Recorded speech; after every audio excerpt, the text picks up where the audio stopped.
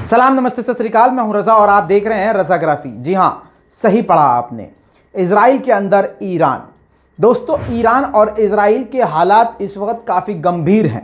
आपको बता दूं कि इजराइल खुली खुली धमकी ईरान को दे चुका है। और बच्चों के लिए बता दूं कि दोनों देशों के बीच में सिर्फ हालात इसलिए ख़राब हैं क्योंकि ईरान अपने देश के लिए, अपने लिए परमाणु बना रहा है।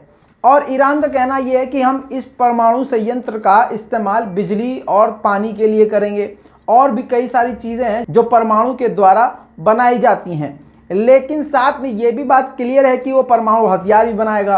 अब ऐसे में जब ईरान काफ़ी ज़्यादा मजबूत हो जाएगा तो अमेरिका और इजराइल जैसे शैतान से ईरान बिल्कुल नहीं डरेगा।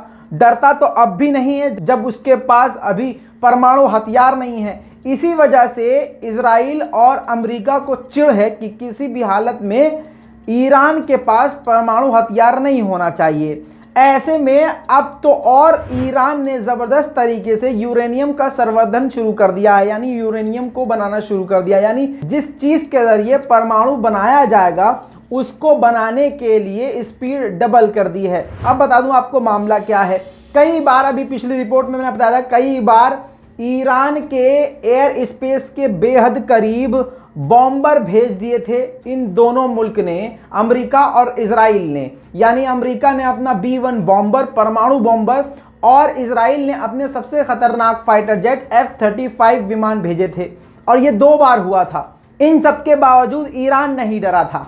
अब ईरान ने ऐसा काम कर दिया है जिससे इजराइल की हवा संट हो गई है और यकीन मानिए पूरी तरह से सिट्टी पिट्टी गुल हुई पड़ी है।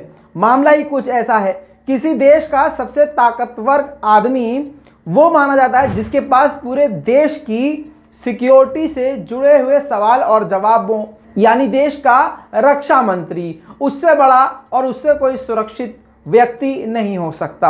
आपको बता दूं कि उसी इजराइल के रक्षा मंत्री के घर में ईरान पहुंच गया और ईरान के इस पहुंच ने इजराइल की नींद उड़ा दी है और पूरी दुनिया को झटका लगा है। आपको बता दूं कि इजराइल के रक्षा मंत्री के घर काम करने वाले, जो कई साल से काम कर रहा था शख्स, वो ईरान के लिए जासूसी कर रहा था।